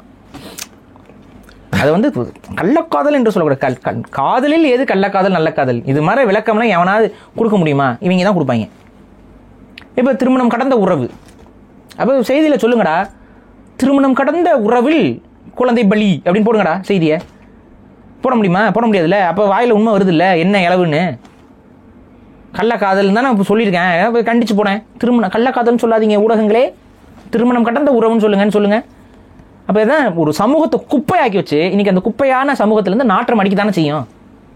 சமூக குப்பையாயிடுச்சு, குப்பையிலேருந்து நாற்றம் தானே அடிக்கும். அதான் நாற்றம் அடிக்குது ஒரு குழந்தைய குழி. இதெல்லாம் எவ்வளோ ஒரு அவமானகர செயல் நமக்கு. சரி, இப்போ இது பேசிட்டீங்க, அது குற்றம் அப்படிங்கிறது நிறைய பேருக்கு தெரியும். நானும் என்னோட காலனியில் பேசினேன், பட் மிஸ் பண்ணிட்டேன் அந்த ஒரு விஷயத்த. இப்போ இன்னொரு குழந்தை இருக்குது, இன்னொரு குழந்தை உயிரோடு இருக்குது. அந்த புருஷனோட மனநிலை அதெல்லாம் எப்படி இருக்கும் உங்களை பாரு. அதெல்லாம் யோசிச்சா ரொம்ப சங்கடமாக இருக்குது. அதான் இவங்க பண்ண தப்புக்கு தண்டனை அனுபவிக்கிறாங்க, பட் இவர் என்ன பண்ணுவார் பாவம். அதுதான் நான் சொல்கிறேன், அதீத காமமும் அதீத புரிதலற்ற தன்மையும் எது வாழ்க்கைங்கிற அந்த தெளிவும் இல்லாத ஒரு சொசைட்டி நீங்கள் உருவாக்க பாதிப்பு அதிகமாக இருக்கும். சரி, இவ கல்யாணமாகி குழந்தை இது பத்துட்டு இப்போ பண்ணியிருக்கா. அந்த இன்னொருத்தி இருக்காளே, அவளுக்கு என்ன வயசு? 22 வயசு, கல்யாணமும் ஆகலை, ஒன்றும் ஆகலை. அவளுக்கு என்ன இளவு என்னன்னு தெரியல. அவள் தான் சொல்லியிருக்கா கொன்று போட்டுரு அப்படின்னு. அவள் சொன்னோன்னே அவள் கேட்டா. என்ன நினச்சிக்கிட்டு இதுக்கெல்லாம் இது பண்ணுதுங்கன்னே ஒன்றும் புரியல எனக்கு. இப்போ அந்த பிள்ளையோட வாழ்க்கையை யோசிச்சு பாருங்க. என்ன ஏதாவது புத்தி இருக்குதா, சிந்தனை இருக்குதா, செயல் இருக்கா? இஷ்டத்துக்கு எதையோ ஒன்று வாழ்ந்துக்கிட்டு இதெல்லாம் வாழ்க்கை அவ்வளோதான். இனி என்ன, இப்போ ஜெயிலில் உட்காந்துட்டு எத்தனை வருஷத்துக்கு ஜெயிலில் இருப்பா? ஆயுள் தண்டனை தான். இங்கே மரண தண்டனை கொடுக்க மாட்டாங்க. என்னை பொறுத்த வரைக்கும் மரண தண்டனை கொடுங்க தயவு செஞ்சு. இந்த மாதிரி எக்ஸ்ட்ரீமாக இந்த தப்பு செய்கிறவங்களுக்கு ஒரு 2 பேருக்கு மரண தண்டனை கொடுத்தீங்கன்னா தான் இருக்குதுங்க, சட்டம் இருக்குதுங்க இந்தியாவில். ஆனால் அது கொடுக்குறதில்ல. இருக்குது, அஃபிஷியலாக இருக்குது, மரண தண்டனை கொடுக்க முடியும் ஒருத்தருக்கு, ஆனால் கொடுக்குறதில்ல. மரண தண்டனை வந்தாங்க கூட அடுத்தவங்க மேல்முறையீடு அது இதுன்னு போகும்போது அவங்களுக்கு வந்து ஆயுள் தண்டனைன்னு மாற்றிடுவாங்க. ஆனால் பச்சிலம் குழந்தைய கொண்டுருக்காங்கன்னா அதுகளுக்கு மரண தண்டனையே கொடுக்கணும். ஒருத்தருக்கு மரண தண்டனையை கொடுத்தீங்கன்னா அப்போ தான் என்ன வரும், சரி நம்ம குழந்தைய கொல்லணுங்கிற எண்ணம் வந்துச்சுன்னா கூட. ஏன்னா இது இன்றைக்கி நேற்று நடக்கல. நிறைய குழந்தைகள் வந்து பெற்றோர்கள் வந்து, அது குறிப்பாக அந்த பெண்கள், ஆண்கள் விட இப்போ நீங்கள் செய்திகளில் பார்க்குறது அதிகமாக ரிப்போர்ட் ஆகிறது என்னென்னு பார்த்தீங்கன்னா, பெண்கள் தான் குழந்தைகளை கொண்டுகிட்டே இருக்குதுங்க. ஏன்னா அவங்களோட பார்வை என்ன தெரியுமா, தப்பான ஒரு பார்வை. அது உங்களோட ப்ராப்பர்ட்டியாக நீங்கள் பார்க்குறீங்க. குழந்தைய என் வயிற்றுலேருந்து வந்துச்சு, அதனால் அது என்னுடைய உரிமை, அதோட லைஃபு, அதோட இது எல்லாத்தையும் நான் முடிவு பண்ணுவேன். ஒரு பெண்களுக்கு ஒரு உளவியல் இருக்குது. அது கிடையாது. நீங்கள் டோர்வே, அந்த குழந்தைகளுக்கு நீங்கள் ஒரு கதவு, அவ்வளோதான் விஷயம். கதவை திறந்து அந்த குழந்தை இந்த உங்கள் மூலியமா இந்த உலகத்துக்கு வந்திருக்கு, அவ்வளோதான். அதுக்கப்புறம் இந்த கண்ட்ரிக்கு சொந்தமாக இருக்குது. புரியுதா? அதுக்கப்புறம் இந்த உலகத்துக்கு அது சொந்தம், கடவுளுக்கு சொந்தம். நீ முன்னாடியும் கடவுளுக்கு தான் சொந்தம். கரு உருவாகிறப்பவே கடவுளுக்கு தான் சொந்தம். அதை புரிஞ்சுக்கோங்க தயவு செஞ்சு. புரிஞ்சுட்டு அதனால் அந்த குழந்தை என்ன வேணாலும் பண்ணலாம். அந்த குழந்தை வந்து நம்மளோட சாய்ஸு. அந்த குழந்தைய வச்சு குடும்பத்தையே ஒரு ஆட்டுறது, இந்த வேலையெல்லாம் பண்ணக்கூடாது. குழந்தைங்கிறது உங்கள் மூலியமாக வரக்கூடிய ஒரு உயிர். உங்கள் மூலமாக இறைவனால் இந்த உலகத்துக்குள் அடியெடுத்து வைக்கக்கூடிய ஒரு ஆத்மா. அதுக்கான ரெஸ்பெக்ட் இருக்கணும். உங்களுக்கு அந்த குழந்தைய பிடிக்கல, அந்த குழந்தை மேலே நான் குழந்தைய வளர்க்க விருப்பம் இல்லைன்னா தாராளமாக அந்த குழந்தைய யார்கிட்டயாவது தத்து கொடுத்துட்டோ இல்லை யாரோட பொறுப்புலையோ விட்டுட்டோ விலகி போய்விடுங்கள். அவ்வளோதான். அதை விட்டுட்டு இந்த மாதிரி குழந்தைய கொல்றது போகிறது அப்படின்னா, ஒரு நல்ல தலைவன் இந்த மண்ணில் ஆட்சி அதிகாரத்தில் இருக்கும்போது இந்த மாதிரி செய்பவர்களுக்கு மரண தண்டனையை நிறைவேற்றுவான். இந்த மரண தண்டனை கொடுப்பதன் மூலமாக இது எவ்வளோ ஒரு தீங்கான செயல்ங்கிறத மக்கள் உணர்வார்கள். அதை இது பண்ணல அப்படின்னா அடுத்தடுத்து நடக்குதுங்க. நான் பார்க்குறேன், ஒரு காலேஜ் பிள்ளை பாத்ரூமில் குழந்தைய போட்டு நசுக்கி கொள்ளுதுங்க. காலேஜ் பிள்ளைங்க. இது எல்லாத்துக்கும் பின்னாடி என்னங்க இருக்குது? காமம் தானே, காமம் தானே, வரம்பு மீறிய காமம் தானே. இந்த வரம்பு மீறிய காமத்தை கட்டுப்படுத்துறதுக்கு நம்ம கல்வி திட்டத்திலையோ இல்லை நம்மளுடைய பழக்க வழக்கத்தில் ஏதாவது சொல்லிக் கொடுக்குறோமா? எதுவுமே சொல்லிக் கொடுக்குறதில்ல. இப்போ நம்ம சேனலில் தான் நம்ம சொல்லிக்கிட்டு இருக்கிறோம் அதிகமாக. அதனால நம்மளை ஸ்டீரியோடைப் பண்ணிட்டு இருக்காங்க. எதுக்கு இதெல்லாம் இவங்க பேசுறீங்க, இதெல்லாம் பேசுறேன், வேற வழி இல்லைப்பா, நடக்குதே. இல்லைங்க, அவங்கவுங்க லைஃப்ல ஏதாவது கடந்து போவோம். நம்ம வந்து நம்ம அண்ணா யூனிவர்சிட்டி விஷயத்துக்கு சில விஷயங்கள் சொன்னோம், ஞாபகம் இருக்கா? அதையே இப்போ இந்த கோயம்புத்தூர் காலம் செருப்பு எடுத்து மூஞ்சில் அடிச்சுதா? இல்ல, காலம் ஒரு பூமராங்க, செருப்பை வந்து அப்படியே எடுத்து அடிக்குது. காலம் செருப்பு வீசுது, செருப்பு வாயிலேயே வந்து அடிக்குதா? இதான் நான் சொல்றேன். நம்ம மனசுக்கு சரின்னு பட்டதை நம்ம பேசுவோம். அது எவ்வளோ பெரிய இதாக இருந்தாலும் எது உண்மையோ அதை நம்ம பேசுகிறோம், எது சத்தியமோ நம்ம அதை பேசுகிறோம். உண்மை தன்னை நிலைநாட்டி கொள்ளும். கண்ணியமாகவும் பேசுகிறோம். ஏன்னா ஒரு பத்திரிகையாளர் அந்த கருத்தை வந்து பார்த்தீங்கன்னா ரொம்ப அசிங்கமாகவும் சொல்லிட்டு இருந்தாங்க. அந்த மாதிரிலாம் கண்ணியமாக எப்பவுமே நாகரிகமாக என்னுடைய இது என்னன்னா, நாமும் வாழணும், அடுத்தவங்களும் வாழணும். நம்மளுடைய வாழ்க்கை அடுத்தவர்களுக்கு எந்த விதமான பிரச்சனையும் ஏற்படுத்துவதாக இருக்கக்கூடாது. இதுதான் அரசியல்லையும் நம்மளோட தத்துவம். நம்மளுடைய வாழ்க்கை அடுத்தவர்களுக்கு எந்த விதமான பிரச்சனையும் ஏற்படுத்துவதாக இருக்கக்கூடாது. சம உரிமை பெற்று சம சந்தோஷத்தில் எல்லாருமே நிம்மதியாக வாழணுங்கிறதுக்கு தான் நம்ம யோசிக்கிறோம். அதற்கு என்ன பாசிபிளான சொல்யூஷனோ அதை தான் நம்ம சொல்கிறோம். இதுதான் விஷயம். அடுத்தவங்களை போய் அடிக்கிறது, அடுத்தவங்களை போய் விரட்டுறது. இப்போ நம்ம வட இந்தியர் விஷயம்லாம் பேசும்போது நம்ம என்ன சொல்கிறோம்? அவன் ஊரில் செல்வ செழிப்போடு வாழ்கிறது தான் அவனுக்கான தீர்வு. அவன் வேற ஒரு இடத்துல வந்து அவன் செல்வ செழிப்பாக வாழணும்னு நினச்சானா அது இங்கே இருக்கவனுக்கும் பாதிப்பு, அவனுக்கும் பாதிப்பு, இது ரெண்டு பேருக்குமே பாதிப்பு. அப்படி இருக்கக்கூடாது. அவன் ஊரில் அவன் செல்வ செழிப்போடு வாழணும், மரியாதையோடு வாழணும், சமூக அந்தஸ்தோடு வாழணும். நம்ம மண்ணில் சமூக அந்தஸ்தோட மரியாதையோட நம்ம கலாச்சாரம், பண்பாடு, மொழி எல்லாம் பாதுகாத்து வாழணும், இயற்கையை பாதுகாத்து வாழணும். இப்படி தான் ஒவ்வொரு மனிதனும் வாழணும். இதை தான் நான் சொல்கிறேன். இது ஒன்று புரிய மாட்டேங்குது. ஏன் எனக்கு புரிய மாட்டேங்கன்னா பல பேர் இங்கே வந்து உட்காந்துக்கிட்டு நான் அப்படி தான் வந்துட்டேன், நான் வாழ்வேன் அப்படிங்கிறான். நீ வாழ்வடா, ஆனால் அது ஒரு அறமற்ற வாழ்வு. அதை முதல்ல புரிஞ்சுக்கோ. அடுத்தவர் நிலத்தில் அடுத்தவருடைய உரிமையை அடுத்தவரை சுரண்டி வாழ்வது ஒரு அறமற்ற வாழ்வு. நான் சுரண்டலேன்னு நினைக்காத. நீ சப்போர்ட் பண்ணுற அந்த திராவிடம் சுரண்டுது, மலையை உடைக்குது, மண்ணை நாசமாக்குது, கனிம வளங்களை திருடுது, நீர்நிலையை அழிக்குது, கலாச்சாரத்தை சீர்கழிக்குது, என்னோட மக்களுடைய வாழ்வியலை பறிக்குது, எல்லாரையும் மதுக்கடைக்கு அடிமையாக்குது, இவ்வளோ தீங்கு செஞ்சுக்கிட்டு இருக்குது. எதுக்கு நீ சப்போர்ட் பண்ணுற ஒரு அரசியல்? இதனால தான் நான் எதிர்க்கிறேன். தனி மனித ரீதியாக எந்த இனத்தையும் எந்த ஒரு மக்களையும் நம்ம எதிர்க்கிறது கிடையாது. என்னுடைய மக்களுக்கு ஒரு பாதிப்பு வரும்போது நான் என் மக்களுக்காக தான் நிற்க முடியும். ஓகே, இவ்வளோதான் நான் சொல்கிறேன். இதை தான் நம்ம பொதுவாகவும் சொல்லியிருக்கோம். அதே போல் உன்னுடைய தனிப்பட்ட வாழ்க்கை இவ்வாறு அப்படின்னு நீ முடிவு பண்ணிட்டீங்கன்னா நீ போய் வாழ்ந்துக்கொள். உன்னுடைய வாழ்க்கையை நீ அடுத்தவர்களிடம் நியாயப்படுத்தி பேசி கொண்டு இருப்பது தேவையற்றது. உனக்கு நியாயம்னு படுறது இன்னொருத்தனுக்கு அநியாயமாக படும். உன் வாழ்க்கை நீ வாழ்ந்துட்டு போ, எவனும் வந்து மூக்கம் வைக்க போகிறதில்ல. அது அப்படி தான் எல்லாரும் வாழணும், அதெல்லாம் மதிக்கணும், அப்படிலாம் வாழ்றதை அனுமதிக்கணும். அப்படின்னா அது பரப்புறது தான். அது பேர் பரப்புறது. அது வேலையை பண்ணாது. ஓகே, திரும்பியும் இந்த மாதிரி ஒரு டாபிக் நம்மளுக்கு பேசுறதுக்கான சூழல் வரக்கூடாது அப்படிங்கிற நான் என்ன சொல்கிறேன்னா, அந்த இறந்த குழந்தை வேறொரு நல்ல தாய் வயிற்றில் அந்த ஆத்மா மீண்டும் கண்டிப்பாக இந்த உலகத்தில் கருவாக பிறக்கும். எந்த பாவமும் செய்யாத அந்த குழந்தையை பற்றி பேசும்போதே என் கண்கள் கலங்குது. இதுதான் உண்மை. சத்தியமாக எந்த ஒரு ஜீவனுக்கும் அந்த மாதிரி ஒரு முடிவு வரக்கூடாது. அதுவும் மனித பிறப்புக்கு அப்படி ஒரு முடிவு. பெற்ற தாயே அந்த குழந்தையோட மூச்சை நெரிச்சு கொள்வது என்னங்க எதிர்பார்த்துருக்கோம்? அந்த குழந்தைக்கு என்னங்க புரியும்? முதல்ல நம்மளை பெற்ற தாய் அதை பார்க்கும்போது அந்த மார்பகத்தில் பால் குடிக்கலாமான்னு நினச்சிக்கிட்டு இருக்குங்க அந்த குழந்தை. அதுக்கு அவ்வளோதான் தெரியும். அந்த குழந்தையோட மூச்சை நெரிச்சு அவள் கொள்றானா, அந்த குழந்தைக்கு நம்ம அம்மாவே நம்மளை அமுக்குறாங்களேன்னு தானே தோணிருக்கும் அதுக்கு. சரி விடுங்க, அவள் பண்ணுறா. இதையும் இந்த சமூகத்தில் அது நடக்குது. தாய்மையை போற்றக்கூடிய சமூகம், தாய்மையை வணங்கக்கூடிய சமூகத்தில் இந்த அவலம் நடக்குது. அதனால தான் சொல்கிறேன், இந்த உலகம் இருந்து என்ன பயன், இந்த மானுடம் வாழ்ந்து என்ன பயன்? இவ்வளோதான் என்னோட கேள்வி. விரக்தியோட வெளிப்பாடு தான் இந்த காணொலி.